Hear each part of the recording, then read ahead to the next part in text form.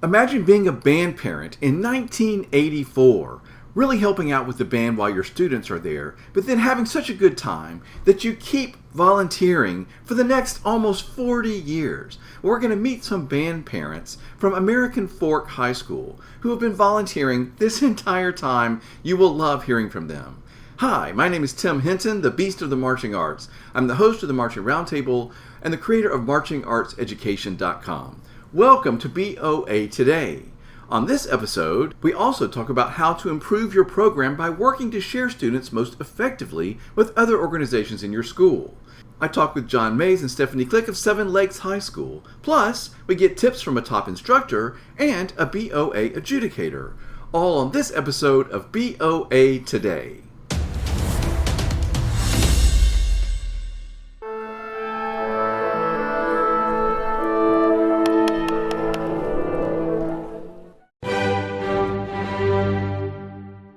The Marching Roundtable presents BOA Today, a special podcast created to take you behind the scenes and up close to the great performances, interesting stories, and fascinating people that make Bands of America so exciting. The Marching Roundtable is proud to be an official media partner of Music for All.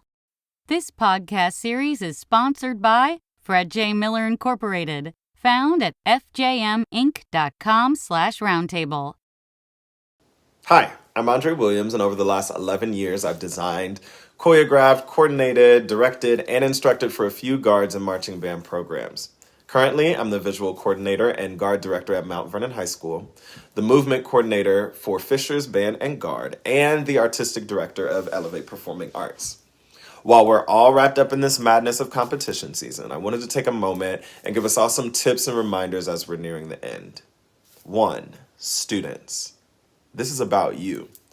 Take a moment when you hit that field and look around, not just at the performers around you, but at your audience, your directors, your judges, your parents.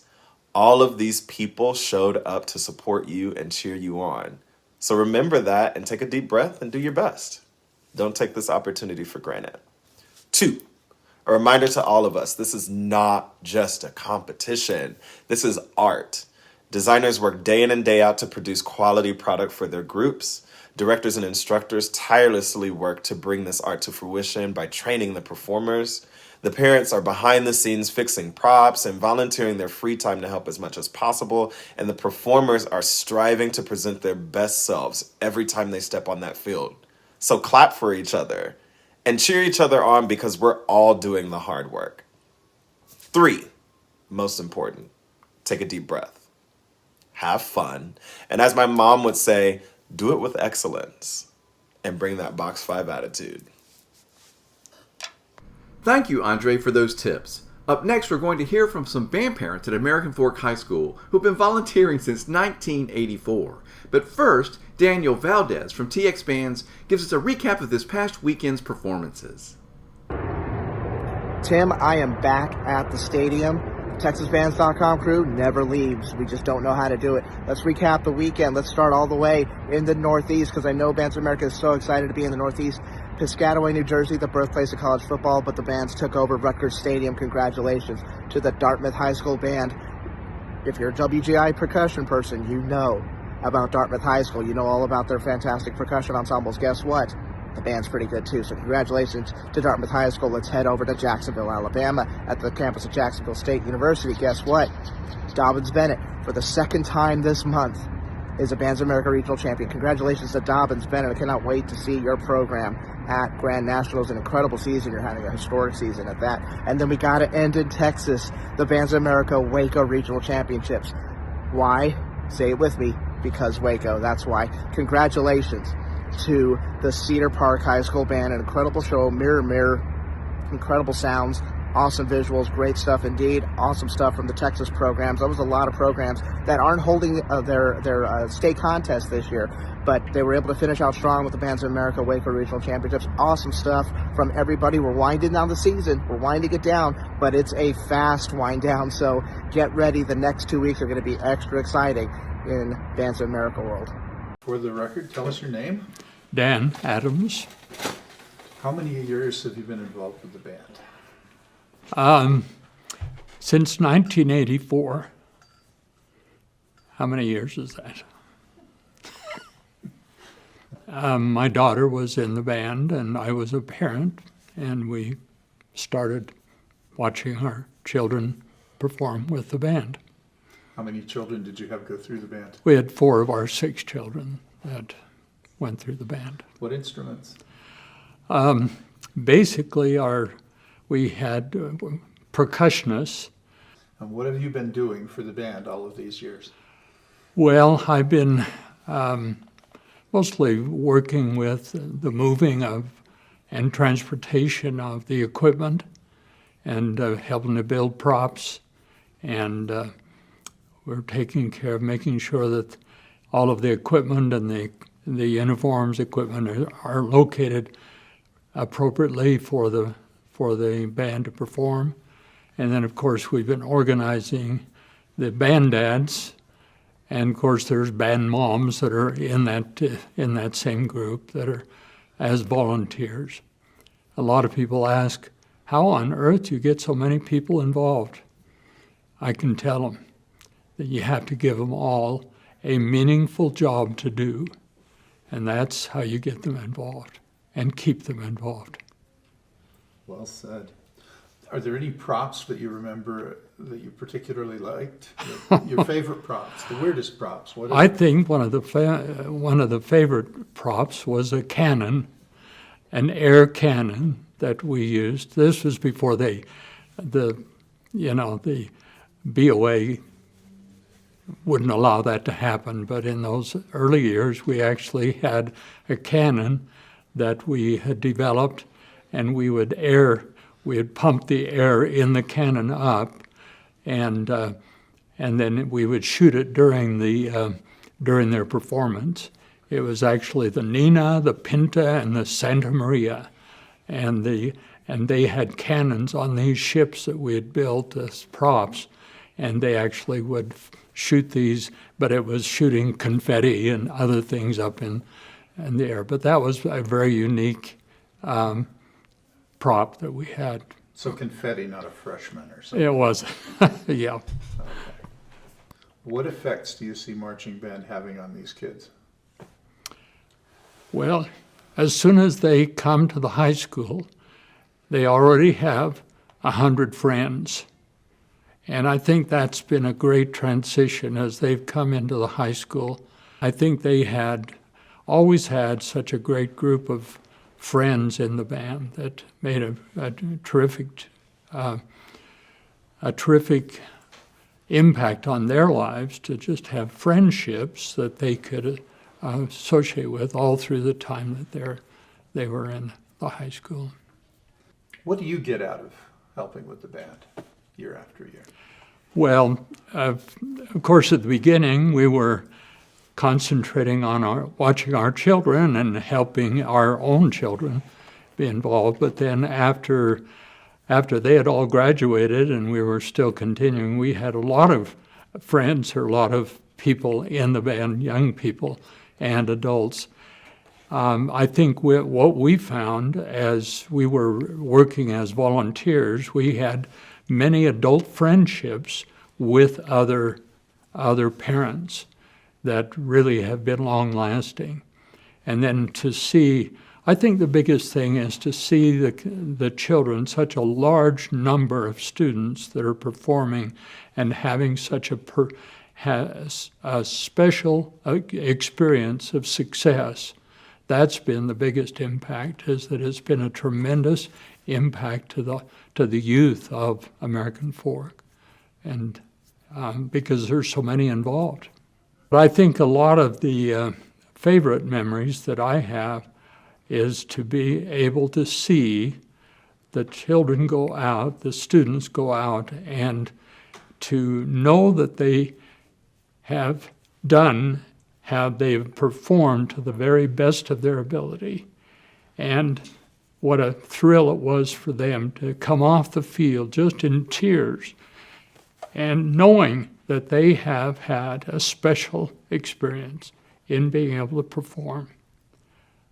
And just as I came in here, I have 2 great-granddaughters that are out in that are turning flags in the cadet group right now. So that's a thrill to see our family continue that way.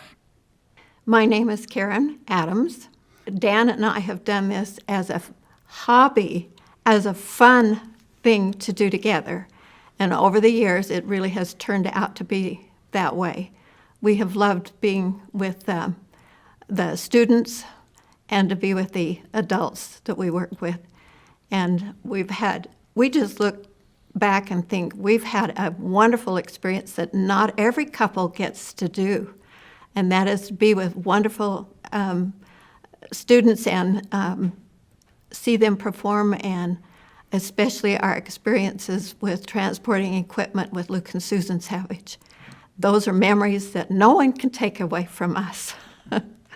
One of the things that we also are very proud of is the fact that our children, our daughter who played tuba, she was a band president in Virginia for 3 years when her students were going through. We have a daughter that's in Farmington, and she's over the color guard, not teaching but managing the affairs there, because she has 2 daughters in the color guard there. Our daughter in Orem was band booster president. So we feel like band has contributed to their activities as well as adults. My name is Susan Savage. We started in the band with the band in 1990. I loved when we got in the truck and got to go anywhere. It was wonderful. We would. It was hard for me to kind of climb up in that truck, but Luke loved to drive. That was his thing, and he was really good at it. And I remember one time we were at Disneyland, and it was really tight to get in there, and he backed that truck up with space like 6 inches on either side. He was just so good at it, and it was fun to see him do that. So I enjoyed that part of it, but we also enjoyed going with Dan and Karen across the country. And we were gone for 12 days, and we'd take a picture every day and have 5 days, and then we'd do 6 days and 7 days, and we had so many good conversations on the way back and on the way over. And Luke was remarkable to drive in the snow. In Wyoming, when we came back, we had hit a really big snowstorm and a windstorm, and the wind on that truck, it can move it back and forth, and he did such a good job with it, but he loved every minute of it, and it was fun for me to watch him love it so much. What do you see the band doing for all these kids? Well, I see it doing it for the parents as well as the children.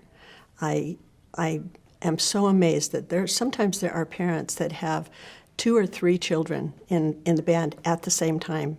And every time we take a trip, they have to help pay for that. And I think it's so wonderful that they pay for lessons for these children, the youth, and they pay for those trips. And so often they're participating as band moms and band dads as well. But I love that it helps the families. And when Luke and I talked about that, one of the things that he said to me on the way back from that trip from St. George, he said, "How else can we help 290 families all at once? How else could we do that?" And we just decided that this would be a great way to be able to do that. But there's so many people that volunteer and donate to the band, and they donate their time, and they donate instruments, and it's just everybody working together, and that's what I love. It's not just one family doing it, it's a lot of people, businesses in American Fork that have really stepped up to help. And I'm so proud of everybody that's participating with the band. Tell us your name. Ann Boyer. Ann with an E or without? Ann with an E. Always got to get the spelling right. You've taught generations of band students almost. Does that sound bad?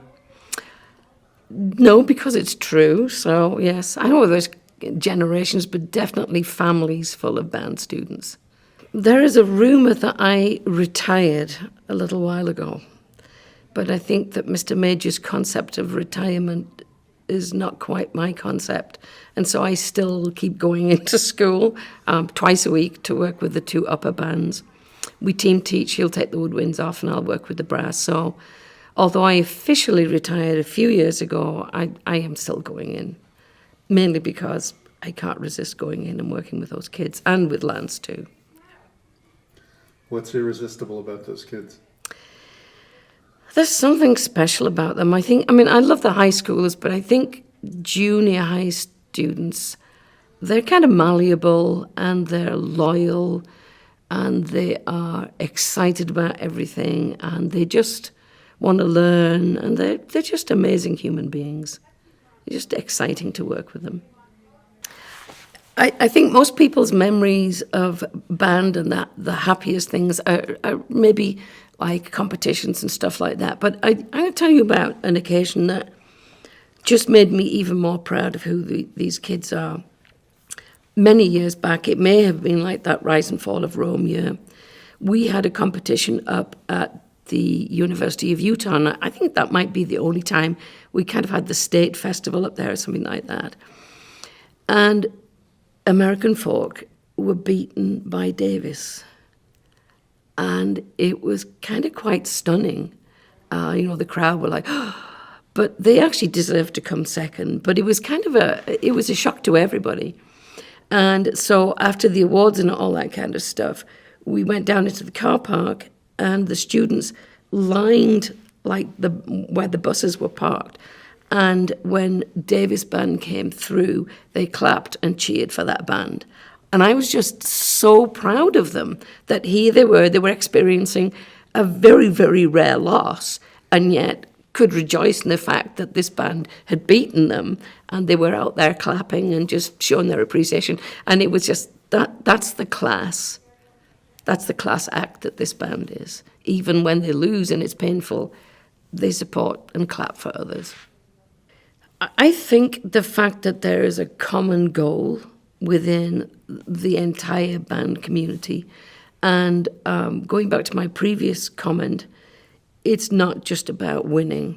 I think everybody who's involved in the program realizes that, yes, it's nice to win and get all of those lovely, lovely trophies, but it's a process. And during that process, all of those other benefits of being in band and in marching band, specifically, that learning together, that striving, that making mistakes, building on mistakes, getting better, I think that's is very powerful. And the fact it is one of those things that that the community can get involved in.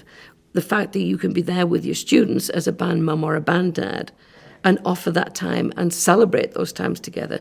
I don't know that there are that many things that you can do with a youngster that you can be a very, very positive part of. So I think the fact that there are so many people involved, and I think everybody knows that all of those little pieces are integral to the success of the band, and we couldn't do it without all of those things. I think that's what makes it the most glorious part. And then the fact that, these kids stay friends. So you remember who you were in band with. And I remember, sadly, I know we've just had Heather Christensen's anniversary, which was something that deeply impacted the band. But I also remember during James's time when we actually lost 2 students in a car accident. And the way that the community, the band community, students, staff, the wider community came together to support the kids and the families through that was just, it crystallized who we are as band. It's like, it's not just band, it's family, and it runs deep. And those ties, I think, last forever. I mean, I have students now, as I say, some of them are teaching music, some of them are not teaching music, but they will still call by my home and ask if I need anything, how I'm doing.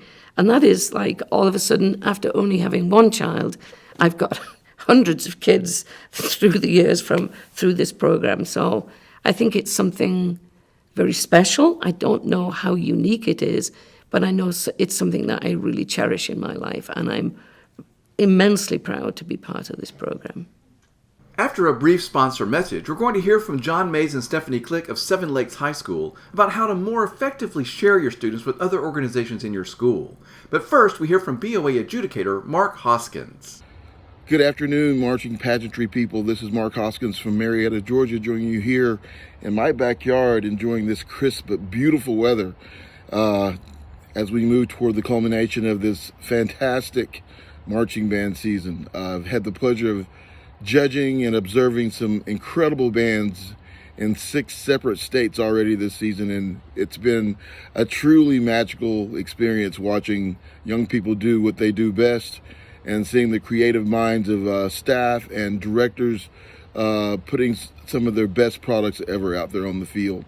I am looking forward to having another couple of weeks of enjoying these fantastic bands, and I'm hoping that everyone is enjoying the process of the year. It is now down to the nitty-gritty, as we like to say, in the marching band world, and everybody's really honing their skills and presenting their best products. So continued success to everyone. If your season is over, congratulations. If your season is still going on, good skill to everyone, and I'm just looking forward to seeing some great bands in the next couple of weeks. Take care, enjoy the weather, and vote.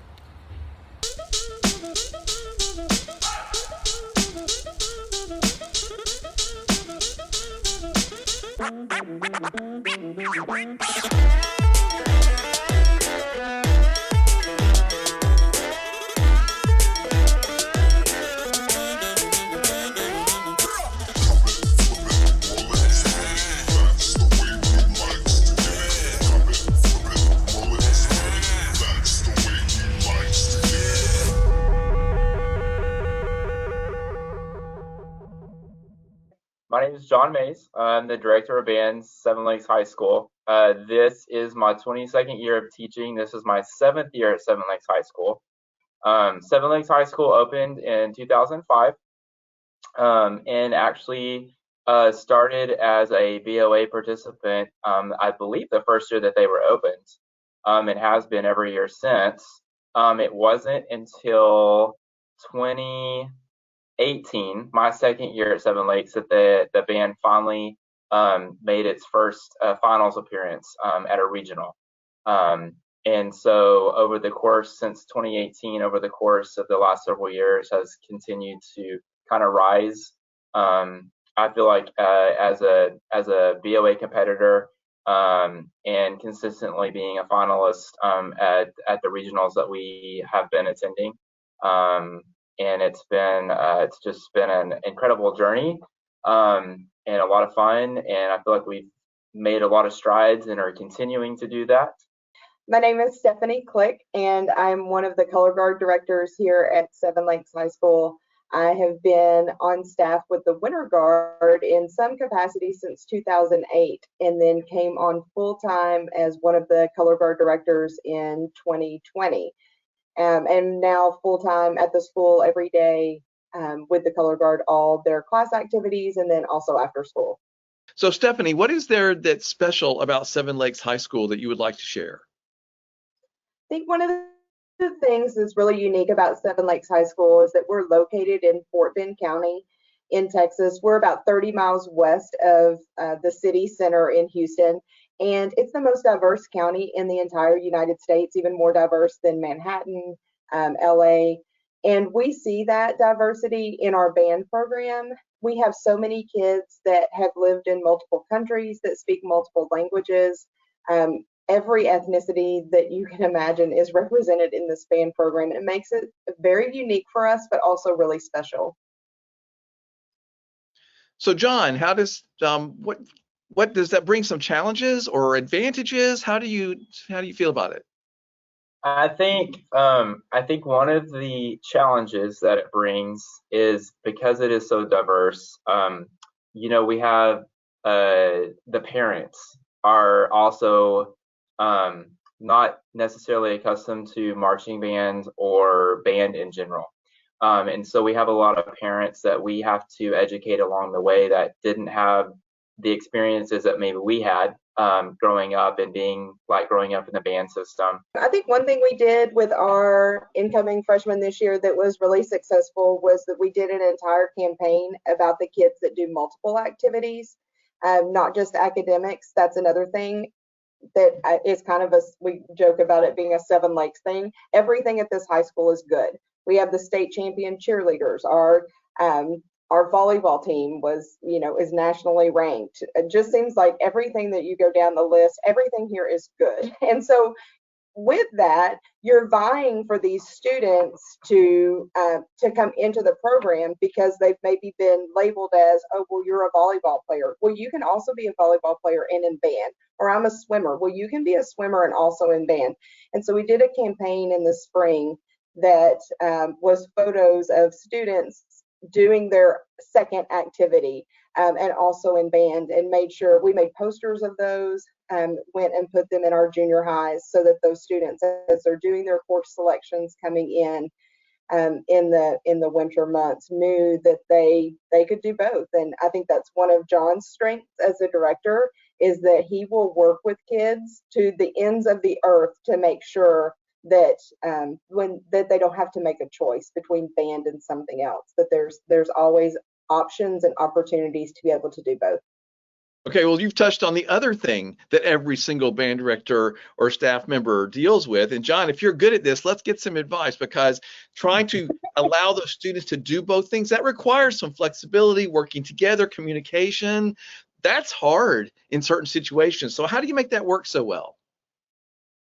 I think it's a combination of a variety of things. I think what's really important and what's really worked out with us at Seven Lakes is building relationships with the entire staff on this campus, including like our coaching staff and all of the sponsors that are school-wide. I think having those relationships and having an open line of communication is extremely healthy and beneficial to being able to allow us to have our kids be able to do everything and be in multiple activities. I think we're really fortunate. We have an amazing relationship with our coaching staff on this campus. And I know that's very rare for a lot of high schools, but it's important for our kids to be involved, and we want to make sure our kids don't have to make decisions and choose between this or that.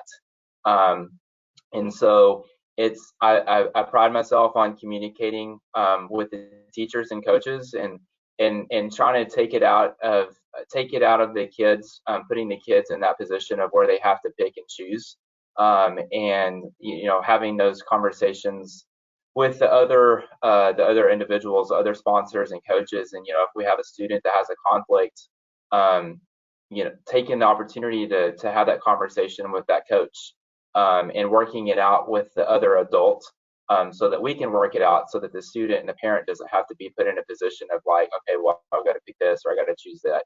I think something else that works with us is in the springtime, early spring, we always have a big parent meeting where we have a meeting with all of our incoming 8th grade parents. And it's kind of like a band 101 meeting, and we share all kinds of information about high school band. One thing that I think really has resonated well with those parents is us as a staff will stand up and we share and we talk to those parents, and of course we talk about the band program. But one thing that I think has really made an impactful impact with those parents is I try to pick a variety of our students from the band program, students that are involved in the higher level classes, students that are involved in both sports, athletics, and band, students that are involved in other activities on the campus and also in band. And I have those students talk to the parents, to the 8th grade parents, and I try to highlight and I try to showcase those students. And so and so is the star player on the volleyball team, and she's also in band. And I try to showcase those kids and let them speak to the parents, to kind of tell the parents from the student perspective that yes, I'm involved in this and that, and the directors and the coaches make it happen, and they work together. And I think that's been really impactful, letting the parents hear it from the student perspective, and not just listening to the head director, say like, yes, it can be done, but like actually hearing it from the students themselves. I'm like, yeah, it actually can be done, and they do a great job making it work for us. COVID opened up a lot of eyes for everybody about how we approach things, especially myself. And I will admit I used to be that band director that if a student came up to me and they had a conflict with never going to miss a rehearsal or something, and there was a point where I was like, it was hard for me to want to share that time and wanted to and be open, to having a kid miss rehearsal or like leave a rehearsal earlier for this or that. And I think going through COVID really put a lot of things into perspective. And in the grand scheme of things, if a student is there and has to leave out rehearsal an hour early for this or that, is it really that big of a deal? No, it's not. And there was a one point in my career where I was like, that's no, I can't, no, that, it can't happen. No, you got to be there. You got to have you for the full time. And I think just being willing to just kind of sit back and take everything into perspective, and be willing to work with the students and the parents, and allowing them to have all those opportunities, because when you leave high school, it's not always that way. You don't always get that opportunity, and you do have to make decisions, and you do have to pick and choose. And I just think it's really important for the kids to be allowed to have the opportunity to do everything that they want to at this level. That's right. And I think we try and go out of our way if they have a second activity that at some point that we attend. So we had a varsity baseball player last year. John got to throw out a pitch with him at one point. We went and watched a game. My daughter's a dancer. Her dance recital, the band directors and the entire guard staff will come. If we had a student that's in FFA, you showed a pig or a sheep or something with them. If you're in choir, we try to go to your concerts, and try and make that concerted effort, that we're just not their directors when they're at band, but we also, want to know what they're doing. And I think when you attend those activities, the second activity that the student's doing, you begin to understand maybe why it's important that they go, or that you're splitting time. It helps us understand as well, and just try and make the kind of the best compromises that we can with those kids.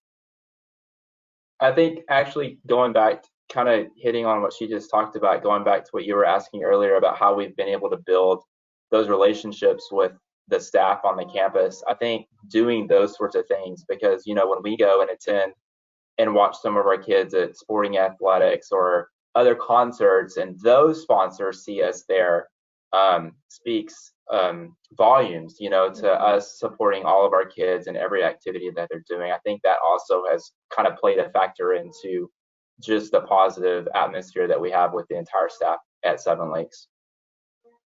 It's fantastic. Well, your students are very lucky to have you there, building that culture and working with them.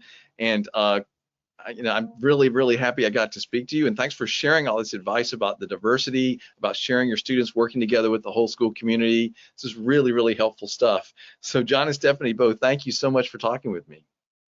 Thanks for having us. I really enjoyed it. Next week is the week of Grand Nationals, and we're going to be following up on a couple of the stories that we've been sharing this whole season. Plus, we're going to hear from some directors and instructors headed to Indy next week. Don't miss that episode. Watch for BOA Today every Wednesday this season from the Marching Roundtable. We take you behind the scenes and up close to the great performances, interesting stories, and fascinating people that make Bands of America so exciting. If you have a story about your band family that you would like us to share, please contact Tim via email at tim@marchingroundtable.com or fill out the contact form at marchingroundtable.com.